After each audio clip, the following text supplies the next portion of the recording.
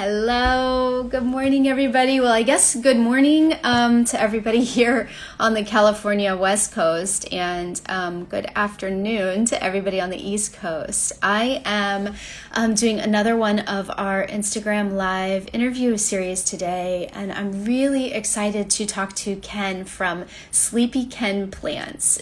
I believe she's in South Carolina. She just moved, so she'll have to tell us if she's still in South Carolina. I'm pretty sure. And we are going to be talking about all of the cool stuff that she does to support sustainability in her life and influence others. So I'm going to add her in here now, I think. So it's always funny with these live videos. Hey! Hi. Hi! How are you? I need to scoot myself back because when it cut me in half, I'm like, oh, it really cut me in half. Yeah, I have my arm like fully outstretched right now, just trying to be in the frame. So It's awesome. It's yeah. awesome. How are you doing? So I was just saying you just moved. You're still in South Carolina though, right? Yes, I am. Yeah, I go back and forth between two cities for school, so it's just Okay. moving into a new apartment at this point, back from my parents' house after COVID quarantine. So Ooh, this is big. So you're heading yeah, back to school. Okay. yes, Wow, yeah, wow. In we're person. not shut down. So Completely the opposite of us. yeah, no, it is South Carolina, so Right. We go for it. yeah. Oh, well, let's start with will you tell us a bit about how you got into sustainability? Did it happen a long time ago? Is that something newer for you? Where did it come about? Yeah, so it's kind of been a lifelong process for me. Okay. It's more recently become like a serious influence on my life and my lifestyle. But I grew up with a lot of conservation type mindset, Okay. where like my grandfather, I don't know if you know much about like Greenville, South Carolina, but that's where I'm from. Yeah, so we have a river there called the Reedy River, and it's the main point of tourism for us. Okay. But it was heavily polluted up until I was in like elementary school.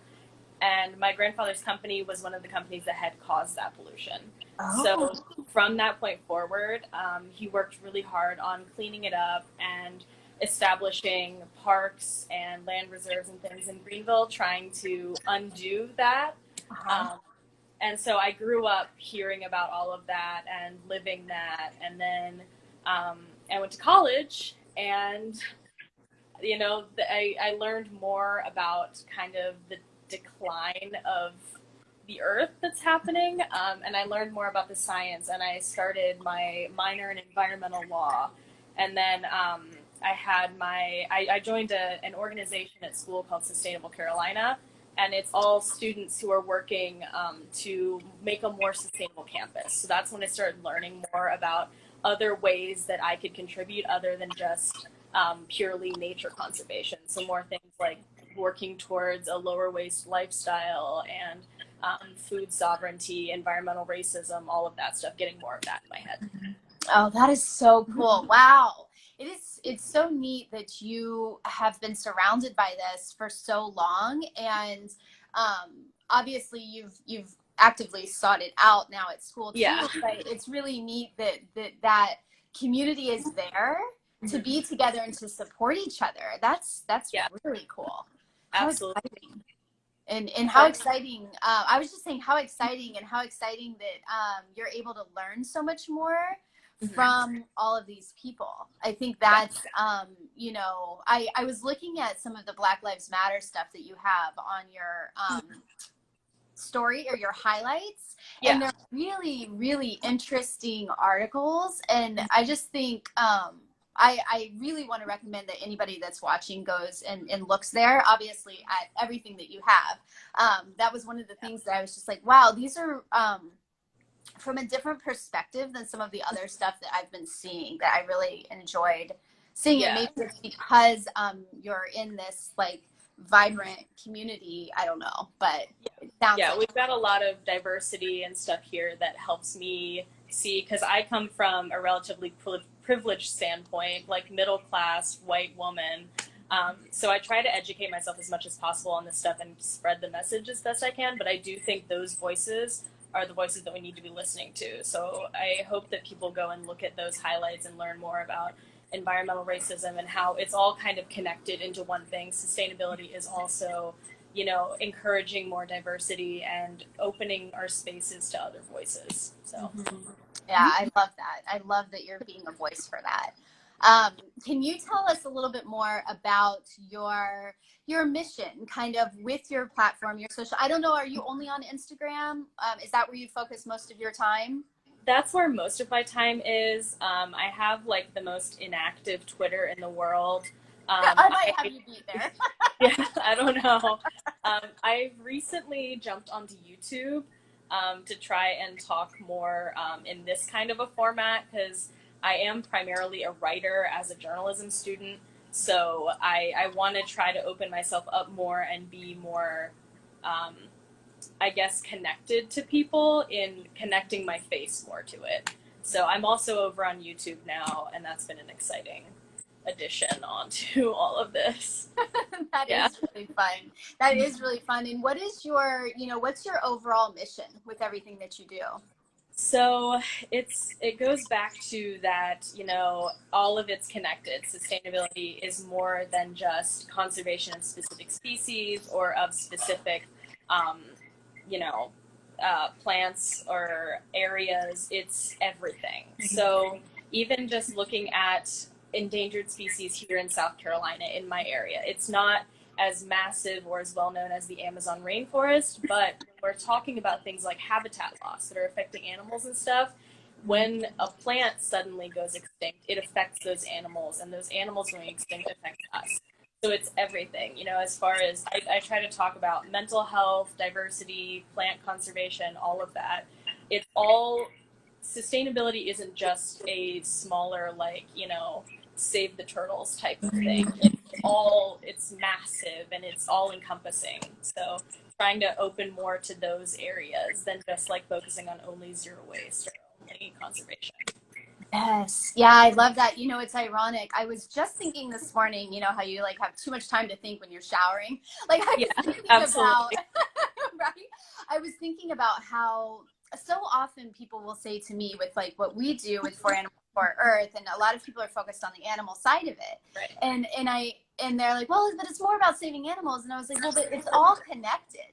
And Yeah. that's how like I came to the same thing. I was like, it's like you're trying to help whales, but like Right. first you have to cut down on everything you're putting into the ocean, so it's and that's one little bit, and it's just so interconnected, and it's all one big thing. Yeah. So I love that you're propagating that message out there, Thank you. saying that. I Yeah. really love that.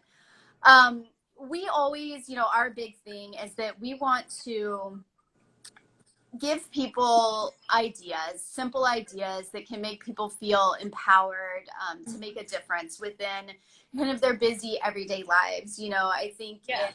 it's very easy to get overwhelmed by the fact that this is so big, like we're talking and everything's interconnected, and sometimes it Absolutely. seems impossible to make a difference. But we ask everybody if you can share one simple idea that you think people could do to make a difference in their life today.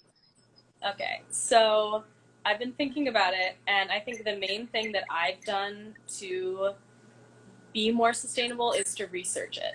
So one of the main ideas that we talk about in our little organization that we have is the three pillars of sustainability, which is people, planet, profit. So it has to do with like how people are connected to it, how we're protecting the planet, as well as how we're keeping things like the economy running. And that can just help you understand how all-encompassing sustainability is without having to look into every subsection individually. So looking into those three pillars, I think, would be my action item for today. And just seeing that connection and learning more about the connection. Awesome. Awesome. I love that. Perfect. Well, is there anything else that you'd like to share with everybody? This goes fast. Yeah, it does. I have no idea. No need to. Yeah, COVID's a great time to start a garden. There you go. That's what There I'm doing you go. right Yeah. now. So, Yeah, it is pretty incredible, all of the plants that you have and everything that you know about them. I love it. They're all so yeah, gorgeous. I'm over here just thank trying you. to learn how to keep a couple of them alive. Yeah, I mean, it's all just the watching and, learning what they want from you. So, I love yeah, that. And that makes you more connected to them and to the earth, right? absolutely. Paying attention Yeah, to something as minor as what a plant wants from us, right. right? It's Yeah. something that not everybody thinks Mhm. of. Yeah, Yeah. it's that listening to the earth and listening to what it needs. You can just do that even with just a single plant. So, Oh, I love that. I love that. Well, thank you so much for joining me to chat. yeah, I will put your Instagram handle in the comments, but for everybody watching, it's Sleepy Ken Plants, and we'll link to you in the comments. And I hope that we'll be able to talk more. I'm really excited yeah. about watching everything that you do. So, Yeah, thank you so much. Yeah, thank you guys for having me on and reaching out. Yeah. yes, yes. All right, we'll talk to Okay, you soon. Okay, you too. bye. Bye. Bye. Bye.